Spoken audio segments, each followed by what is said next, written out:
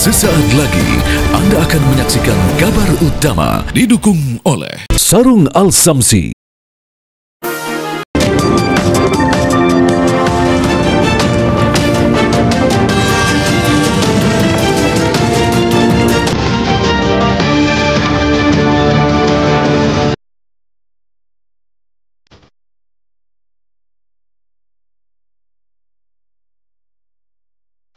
Penyidik Polda Jawa Barat menggelar olah tempat kejadian perkara kasus dokter anestesi cabul yang memperkosa anak pasien di Rumah Sakit Hasan Sadikin, Bandung.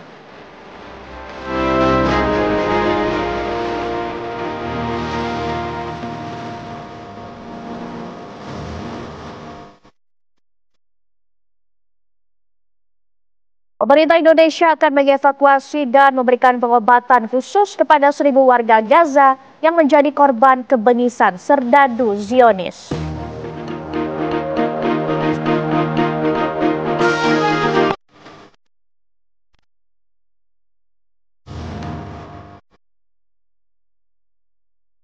Selamat malam pemirsa, selain 2 cuplikan di atas, kami juga akan menghadirkan kabar lainnya untuk Anda.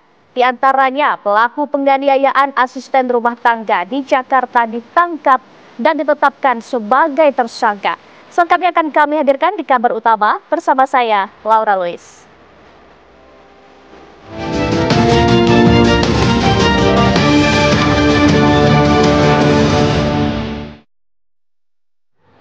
Kita awali informasi pertama pemirsa, komplotan perampok bermodus prostitusi online digagalkan warga di kawasan Warakas, Tanjung Priok, Jakarta Utara.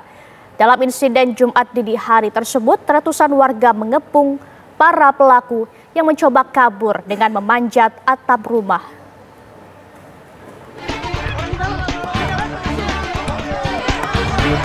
Ratusan warga menggerebek sebuah rumah indekos di Jalan Warakas 8, Tanjung Priok, Jakarta Utara, Jumat dini hari. Mereka mengepung komplotan begal berpistol yang diyakini menjebak korban dengan modus prostitusi online. Situasi memanas ketika salah satu pelaku terlihat mencoba melarikan diri dengan memanjat atap rumah warga. Tidak lama warga bisa menendang pelaku sampai jatuh. Tanpa bisa dicegah, warga pun menjadikan pelaku sebagai bulan-bulanan. Petugas kepolisian sempat kewalahan ketika memindahkan para pelaku ke kantor polisi. Tembakan peringatan ke udara terpaksa dilepaskan untuk membubarkan kerumunan warga. Polisi menggelandang 2 pria berinisial L dan D. Pemeriksaan mengungkap kronologi pembegalan. Awalnya korban seorang pemuda berkenalan dengan seorang wanita di medsos dan berjanji temu. Saat korban keluar dari kamar indekos wanita tersebut, 3 pelaku langsung menodongkan pistol, meminta korban menyerahkan uang dan barang. Korban yang berteriak minta tolong direspons oleh warga sekitar. Untuk perempuan dan para pelaku 3 pemuda ini masih kami dalami untuk keterkaitan kejadian tersebut. Tadi kami interogasi sedikit secara singkat. Mereka berdua berkenalan melalui aplikasi atau sosial media. Untuk saat kami mengamankan para pelaku, 2 orang terjadi perlawanan terhadap anggota kami. Jadi kami berikan tembakan peringatan untuk mereka. Selain menahan 2 pelaku, saat ini polisi juga masih mengejar seorang anggota komplotan yang masih kabur. Dari Jakarta, Dava Akbari, TV One mengabarkan.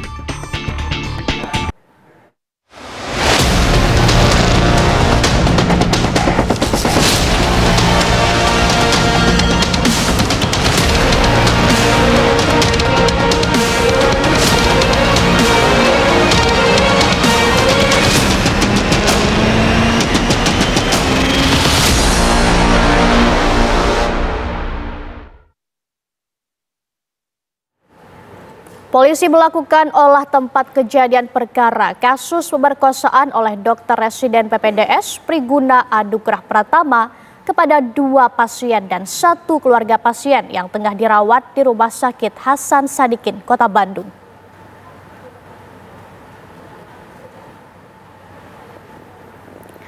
Olah TKP digelar sejak Jumat sore hingga malam hari dan berlangsung secara tertutup. Selain Kepala Biro Labdokes Pusdokes Polri, Brigjen Pol Sumi Hastru Purwanti, hadir pula Direktur Kriminal Umum Polda Jawa Barat, Kombes Pol Surawan. Hadir pula Kabid Dokes Kombes Pol Naryana, tim Inavis, serta tim Puslapfor Mabes Polri. Dirkrimum Polda Jabar, Kombes Pol Surawan menyatakan tersangka Priguna Anugrah Pratama telah memperkosa 2 orang pasien berusia 21 dan 31 tahun pada tanggal 10 Maret dan 16 Maret 2025 di ruangan lantai 7 gedung MCHC Rumah Sakit Hasan Sadikin, Bandung. Modus tersangka kepada 2 korban yakni hendak melakukan uji alergi obat bius. Setelah itu pelaku memperkosa korban. Priguna juga memperkosa FH, 21 tahun, keluarga pasien yang tengah besuk pada 18 Maret 2025. Modus tersangka hendak memeriksa darah dan FH dibawa ke lantai 7 rumah sakit.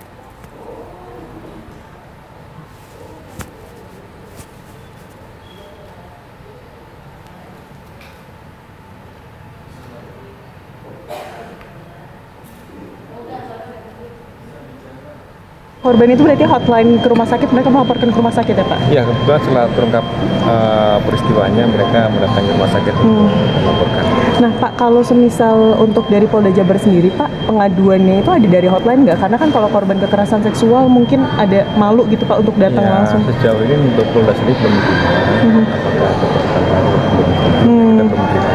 Oke. Dan kita akan pemeriksaan kemana yang dia melapor kembali ke rumah sakit ini.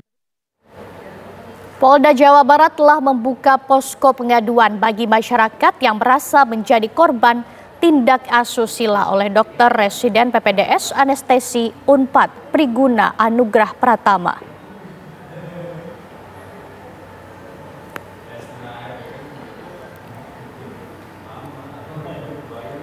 Kasus perkosaan yang dilakukan calon dokter spesialis anestesi Priguna Anugrah di Rumah Sakit Hasan Sadikin, Bandung terus bergulir. Diduga jumlah korban bertambah. Polisi menyebut ada dugaan 2 pasien di Rumah Sakit Hasan Sadikin, Bandung menjadi korban saat keduanya dirawat. Oleh karena itu, polisi membuka posko pengaduan untuk memfasilitasi dan mendampingi pelapor. Selain itu, posko pengaduan ini juga dibuka untuk memberi ruang bagi korban lain yang belum berani melapor. Priguna telah ditetapkan sebagai tersangka tentang tindak pidana kekerasan seksual dengan ancaman hukuman 12 tahun penjara.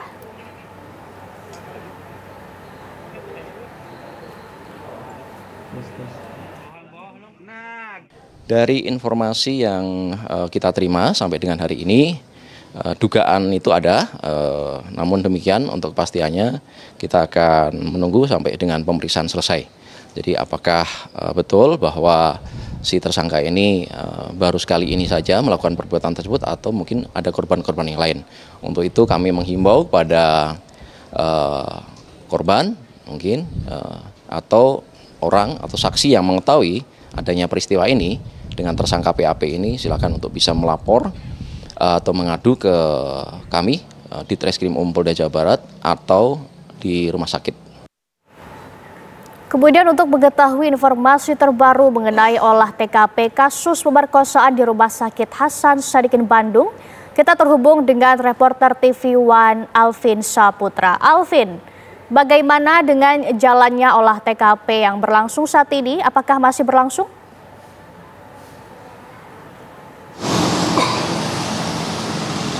Ya baik Laura dan juga pemirsa, memang benar sekali pada hari ini tadi di Jumat sore pihak dari Polda Jawa Barat sudah melakukan olah TKP dan hingga hari ini untuk olah TKP sendiri sudah selesai tadi sekitar pukul 6:30 malam tadi, dan memang untuk olah TKP sendiri tadi memakan waktu sekitar 2,5 jam, dan memang tadi untuk update sendiri untuk olah TKP tadi untuk dari Polda Jawa Barat sendiri melakukan olah TKP ulang, dan artinya memang tadi menurut dari Dirkrimum untuk olah TKP ini merupakan olah TKP kedua, di mana untuk olah TKP yang pertama sebelum dilakukannya konferensi pers yang terjadi, dan untuk olah TKP kedua ini dari Polda Jawa Barat sendiri melakukan metode swab yang dilakukan di lantai 7 ataupun tempat yang dilakukan oleh dokter berinisial PAP melakukan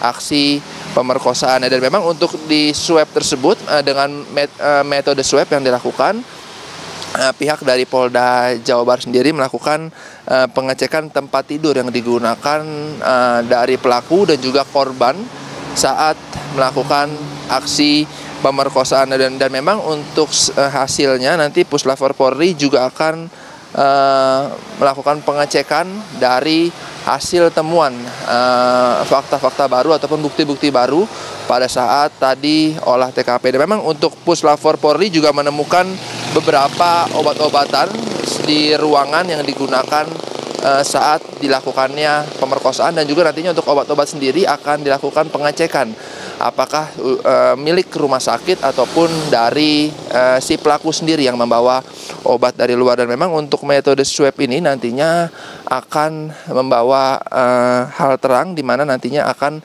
menemukan fakta-fakta baru ataupun bukti-bukti baru nantinya dengan menggunakan metode swab ini. Dan memang untuk hasil sendiri nantinya kami masih menunggu dari hasil analisa dan dari Puslapor Polri yang sudah dilakukan. Memang untuk tadinya olah TKP sendiri dilakukan pada pukul 3:30 sore. Memang dari Polda Jawa Barat sudah datang ditemani oleh Direskrimum Kombes Surawan, dan juga dari Puslapor Polri, Inavis dan juga Lapor, serta dari Bidokes Polda, serta ada juga dari tim DNA. Dan memang tadi dari tim olah TKP sendiri tiba langsung disambut oleh pihak Rumah Sakit Hasan Sadikin Bandung, dan memang sempat bercakap ataupun berbincang sekitar 15 menit lamanya di ruangan lantai 1. Setelah berbincang sekitar 15 menit dari tim olah TKP dan juga tim pihak rumah sakit langsung menuju ke lantai 7 yang digunakan pelaku, dan juga nantinya tim dari olah TKP sendiri melakukan pengecekan di lantai 7. Dan juga nantinya dari tim Polda Jawa Barat sendiri juga nantinya akan menemukan fakta-fakta baru lewat olah TKP yang menggunakan metode swab ini. Dan memang untuk dari lantai 7 sendiri yang ruangan digunakan oleh pelaku dan juga korban saat ini sudah di garis polisi ataupun polis lain agar tidak ada yang bisa memasuki ruangan tersebut. Dan juga tadi dari lantai 7 sendiri juga dijaga ketat oleh pihak pengaman agar tidak sembarang orang bisa menaiki di lantai 7 ini. Demikian Laura, kembali ke studio. Baik, Alvin Saputra menggambarkan langsung dari Bandung, Jawa Barat. Terima kasih atas laporan Anda, selamat bertugas kembali. Kemudian, apa fakta terbaru yang terkuak dalam reka ulang kasus pemerkosaan oleh dokter residen di Rumah Sakit Hasan Sadikin Kota Bandung? Kita bergabung dengan AKBP Azhari Kurniawan, Wadireskrimum Polda Jawa Barat. Selamat malam, Pak. Selamat malam, Mbak Laura. Ya, baik Pak. Apakah ada fakta baru dari hasil olah TKP pada hari ini, Pak?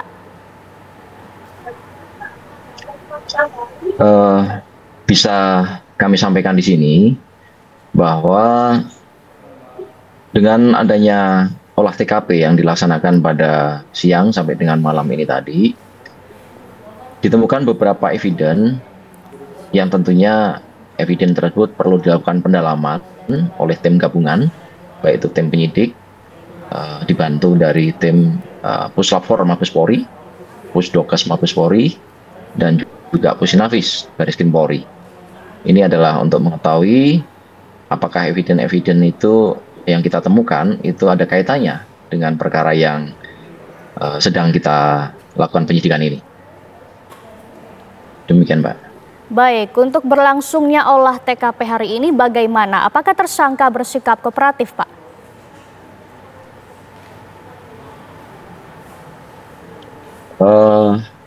Tersangka, mungkin maksud Mbak Laura, pertanyaan ini rekonstruksi demikian.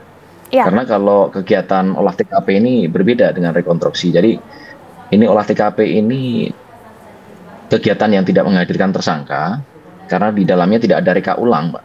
Jadi bukan rekonstruksi ya.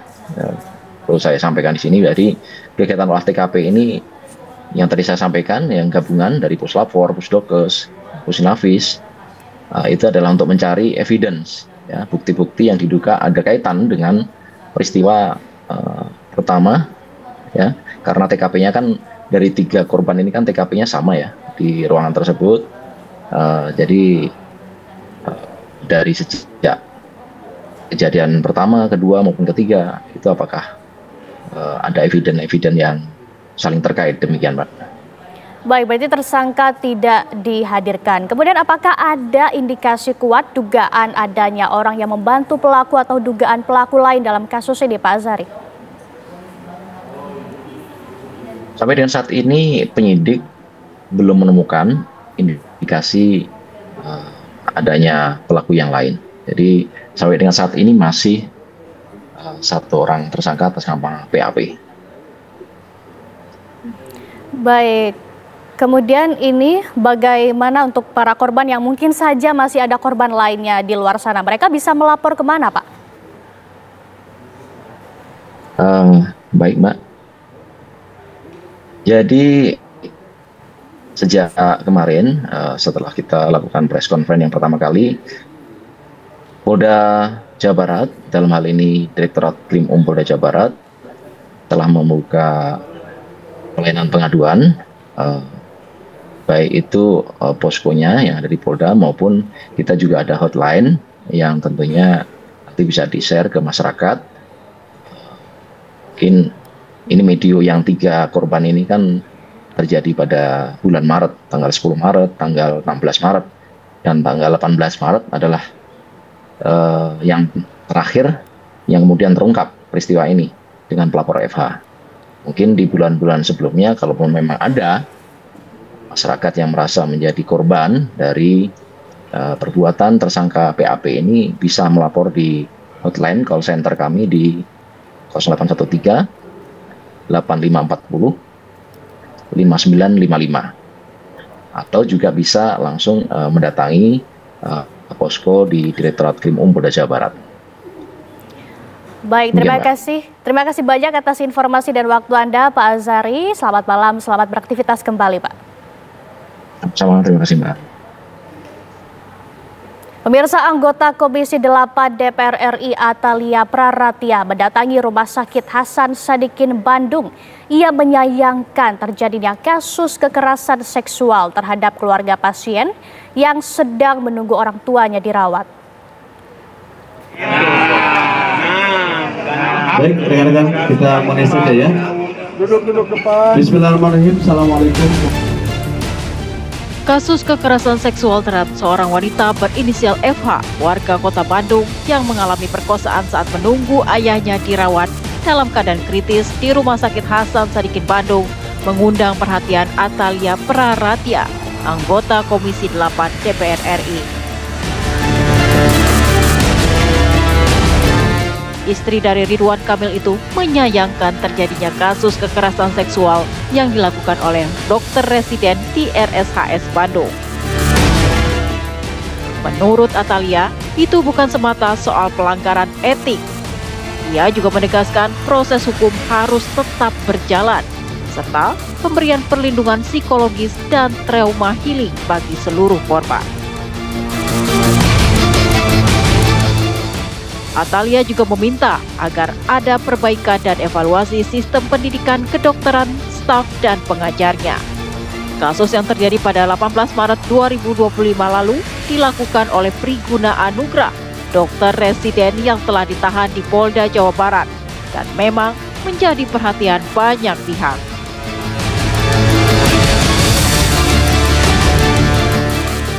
Saat ini pihak kepolisian masih menyelidiki kemungkinan korban bertambah.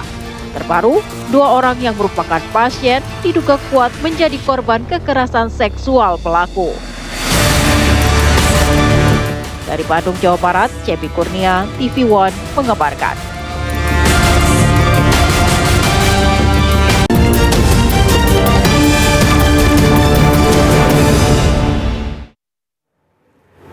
Lisa Mariana mengaku hanya berhubungan dengan Ridwan Kamil, tidak pernah dengan pria lain.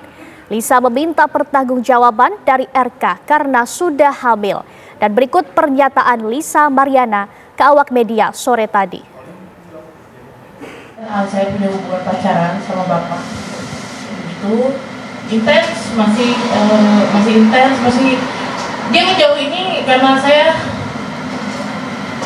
bilang hamil gitu, dan dia bilang saya sudah tidak pakai telegram lagi karena ketahuan istri. 100% yakin karena bapak itu sangat protek dan nggak mungkin saya tidak pernah berhubungan dengan laki-laki manapun selain Pak RK. Pasti ada bukti dong, Kak, kalau misalkan 100% mungkin itu anaknya Pak RK. Selain tadi katanya udah kehapus. Oh iya dong, kan dia menafkahi. Menafkahi itu berapa lama? Pokoknya menafkahi itu terakhir 8 bulan terakhir. Sudah tidak lagi, maksudnya ya. Sudah tidak lagi itu sejak kapan?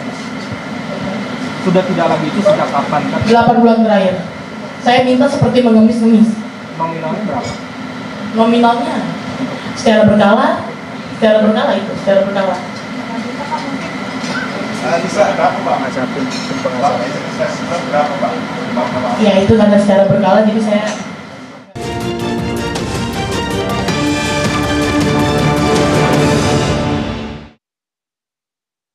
Anda masih bersama kami di kabar utama pemirsa. Kementerian Luar Negeri menegaskan rencana Presiden Prabowo Subianto mengevakuasi 1.000 warga Gaza ke Indonesia bukan bagian dari relokasi, namun atas dasar kemanusiaan. Sementara Kementerian Pertahanan terus mempersiapkan diri jika rencana evakuasi warga Gaza ke Indonesia terwujud. Pemerintahan Presiden Prabowo Subianto terus mematangkan rencana untuk mengevakuasi 1.000 warga Gaza ke Indonesia. Mereka yaitu para korban luka, anak-anak yatim piatu, serta warga Gaza yang mengalami trauma perang. Menteri Luar Negeri Sugiono menegaskan upaya evakuasi bukanlah relokasi atau pemindahan warga dari jalur Gaza Palestina. Rencana evakuasi dilakukan sementara dan masih menunggu hasil konsultasi dengan negara sahabat. Semuanya harus setuju. Sekali lagi tidak dalam frame untuk merelokasi warga Gaza secara permanen, tetapi merupakan bentuk dari kepedulian kita untuk saudara kita yang anak-anak yatim piatu yang ada di sana. Kita bicara dengan semua pihak, langkah-langkah apa yang mungkin harus dilakukan, sebaiknya dilakukan. Yang namanya konsultasi kan kita masih mencari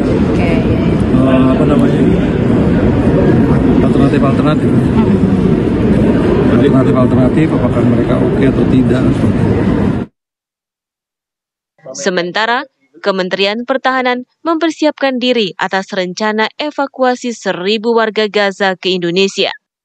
Persiapan meliputi pengerahan infrastruktur kesehatan, pendidikan, hingga pendukung kelancaran evakuasi.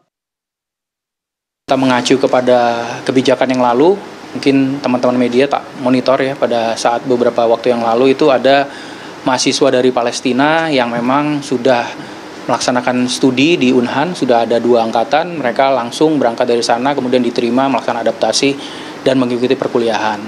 Nah tentunya kita mengikuti arahan dari Bapak Presiden, apabila nanti memang ada petunjuk resmi untuk mendukung proses evakuasi, termasuk juga pada saat sampai di Indonesia, Kemhan dan TNI tentunya siap karena kita punya infrastrukturnya, baik itu rumah sakit, fasilitas kesehatan. Presiden Prabowo melakukan lawatan ke 5 negara selama sepekan, yaitu Turki, Uni Emirat Arab, Mesir, dan Yordania. Presiden berkonsultasi soal rencana evakuasi 1.000 warga Gaza ke Indonesia. Menurut Presiden, evakuasi yang bersifat sementara bisa dilakukan jika semua pihak memberikan persetujuan. Tim TV One mengabarkan. Rencana pemerintahan Presiden Prabowo Subianto mengevakuasi 1.000 warga sipil Gaza ke Indonesia menjadi sorotan. Bahkan hukum internasional mengingatkan agar langkah tersebut sesuai dengan kapasitas Indonesia serta perlunya jaminan warga Gaza untuk kembali ke Palestina. Ini jumlahnya, ya, dan kita juga tentu harus tahu ya daya tampung kita berapa besar untuk menerima katakanlah rakyat Palestina yang harus dirawat di Indonesia dan berapa anggaran yang dibutuhkan. Ya, jangan sampai anggaran ini mengganggu program-program yang sudah dicanangkan oleh pemerintah. Dan kita ingin bahwa negara-negara lain, negara-negara Islam utamanya yang punya solidaritas terhadap Palestina juga melakukan hal yang sama.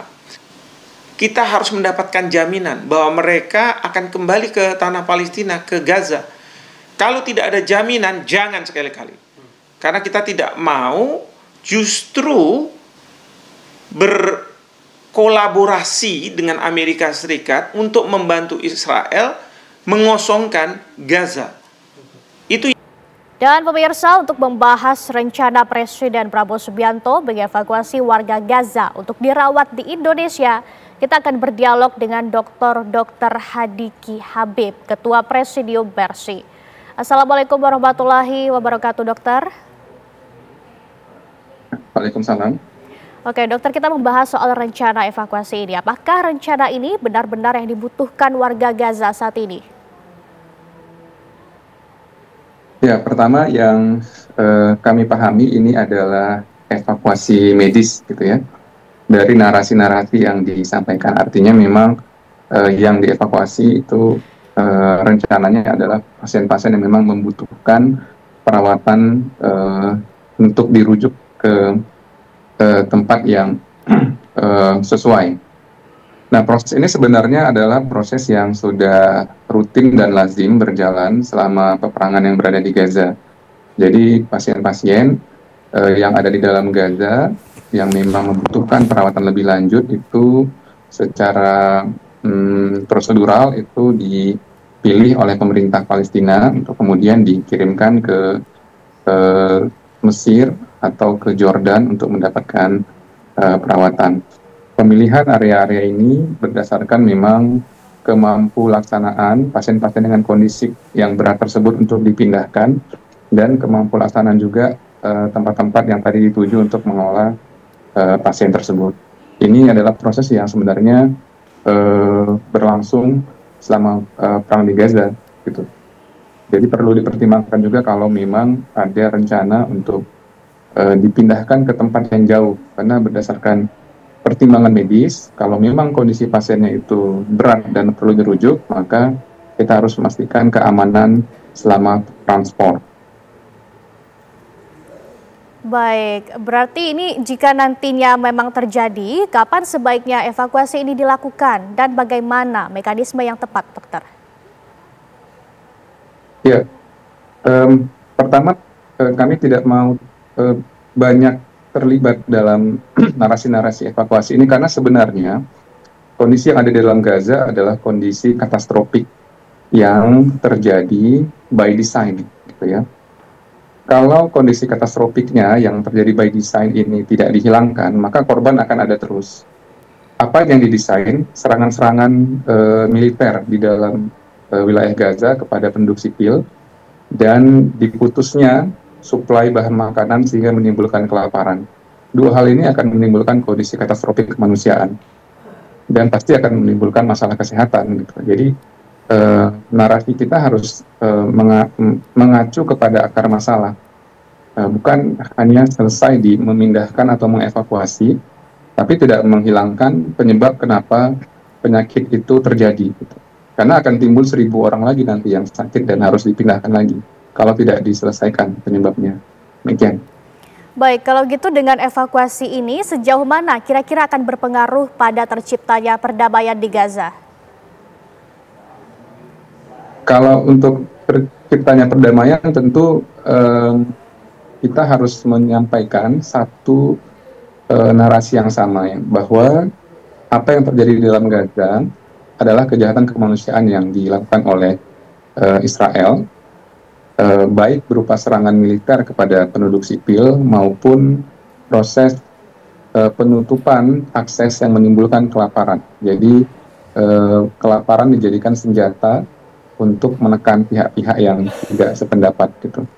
Jadi tentu saja secara langsung proses evakuasi ini cukup jauh ya jalur memutarnya ke target menyelesaikan konflik yang ada. Baik, terima kasih dokter atas informasi Anda dan waktu yang Anda berikan. Selamat malam, selamat bertugas kembali. Assalamualaikum.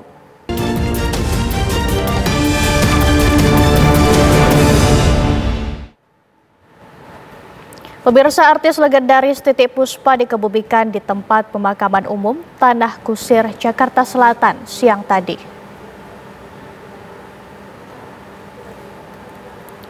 Pemakaman berlangsung dengan dihadiri oleh keluarga dan sahabat almarhumah, juga ratusan warga yang ingin melepas kepergian Titiek Puspa.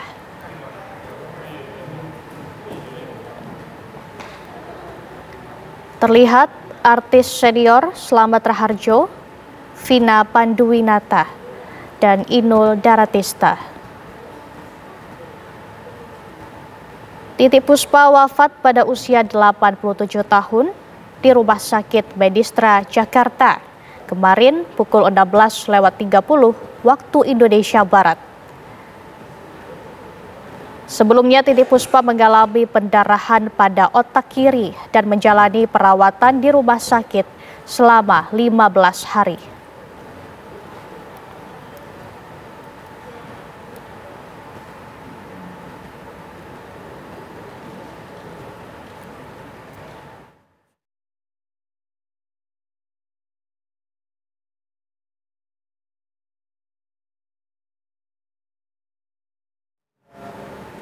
Aparat unit reskrim Polsek Cempaka Putih menangkap seorang pria yang telah merampok warung kelontong dengan senjata pistol airsoft gun.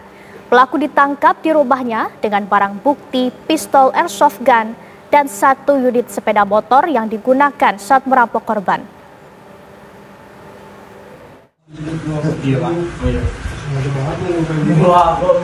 Polisi menangkap pria berinisial GD alias Geger dari rumahnya di kawasan Cempaka Putih Barat, Jakarta Pusat. Dalam penangkapan Rabu sore kemarin tersebut, polisi juga menyita barang bukti pistol airsoft gun serta 1 unit sepeda motor. Setelah ditangkap, polisi sempat menghadirkan pelaku GD ke tempat kejadian perkara. Pelaku memperagakan aksinya, mulai dari menodongkan pistol hingga 3 kali melepaskan tembakan ke arah dalam warung. Perampokan warung kelontong yang terjadi Selasa dini hari, rekaman CCTV-nya sempat viral di medsos. Kepada jurnalis, suami korban mengungkap bahwa sejak peristiwa tersebut, istri dan anak balitanya merasakan trauma psikologis. Pemeriksaan polisi sementara menunjukkan aksi nekat pelaku adalah murni perampokan. Pelaku ternyata sudah 2 kali melakukan aksi serupa. Perampokan pertamanya berhasil. Aksinya yang kedua gagal setelah korban lari sambil berteriak. Jadi untuk senjata api itu sempat ditodongkan, sempat dilutuskan ya 3 kali. Setelah itu melarikan diri. Pada saat kejadian pertama, bahwa si pelaku itu memaksa untuk mengisi dana OVO sekitar 200.000. Setelah itu menodongkan senjata api kembali, senjata softgun kembali, minta uang 200. Dengan adanya kejadian 2 kali, si korban itu trauma. Saat pemeriksaan, uji urine menunjukkan pelaku GD positif mengonsumsi narkoba jenis sabu. Polisi juga masih mendalami kemungkinan keterlibatan pelaku dalam kasus kejahatan lainnya. Dari Jakarta, Yoga Kuspratomo, TV One mengabarkan.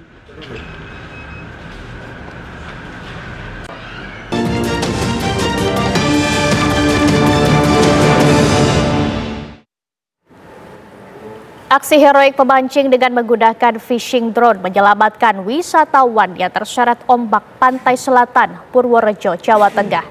Setelah drone menurunkan pelampung hingga korban bisa ditarik ke pantai. Mudah-mudahan ini korban selamat. Alhamdulillah ini dibantu pakai. Sejumlah pemancing melakukan aksi penyelamatan yang luar biasa terhadap seorang wisatawan yang terseret ombak pantai selatan. Mereka menyelamatkan wisatawan yang terseret arus hingga 400 meter ke tengah laut. Insiden itu bermula saat Ahmad, 19 tahun, dan Dika, 18 tahun, tengah berenang di pantai Ketawang. Saat tengah asik berenang, tiba-tiba arus besar datang menyeret mereka ke tengah laut. Satu orang berhasil menyelamatkan diri, sementara satu orang lainnya terseret ombak. Rombongan pemancing kemudian berinisiatif membantu korban dengan mengaitkan sebuah drone dan mengikat senar pancing pada tutup box styrofoam. Drone dijatuhkan di atas korban yang terseret ombak sehingga korban bisa memegang styrofoam sebagai pelampung yang kemudian ditarik menggunakan senar pancing dari pinggir pantai. Di pantai selatan, dari kebetulan di situ ada beberapa orang sedang mancing. Dia langsung mengambil inisiatif dengan membawa pelampung pakai drone itu langsung ke tengah. Setelah itu sekitar 400 meter. Jadi dia sudah kebawa arus sampai 400 meter dan kebetulan korban dalam keadaan sadar. Jadi dia bisa langsung mengambil drone itu, langsung ditarik dengan rame-rame, jadi karena memang sangat berat, jadi sampai bergantian dia menarik dan alhamdulillah setelah sampai ke pantai langsung dibawa ke lokasi yang lebih aman. Korban akhirnya berhasil selamat dan dibawa ke klinik kesehatan terdekat untuk mendapatkan perawatan medis. Dari Purworejo, Jawa Tengah, Edi Suryana, TV One mengabarkan. Kabar penting dan menarik yang terjadi sepanjang hari ini kami rangkum selengkapnya dalam News Flash berikut ini untuk Anda.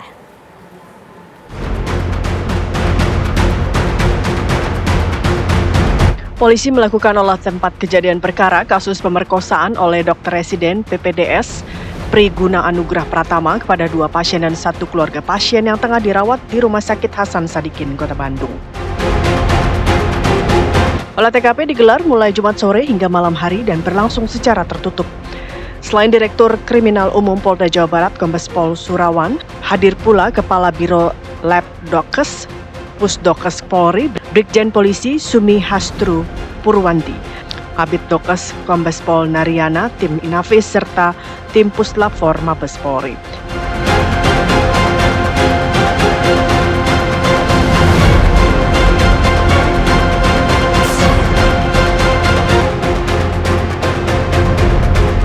Artis legendaris Titiek Puspa dikebumikan di tempat pemakaman umum Tanah Kusir, Jakarta Selatan, Jumat siang.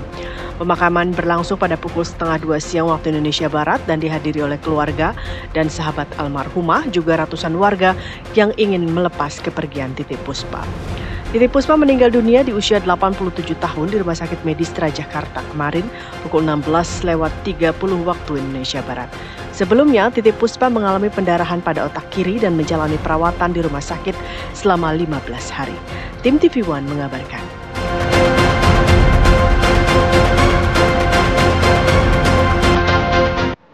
Pemirsa, usai sudah kebersamaan kita di kabar utama malam ini. Dan jangan sampai Anda lewatkan program selanjutnya, Kabar Hari Ini bersama Haidar Faisal. Wakil yang bertugas, saya Laura Luis mengucapkan terima kasih, selamat malam dan sampai jumpa.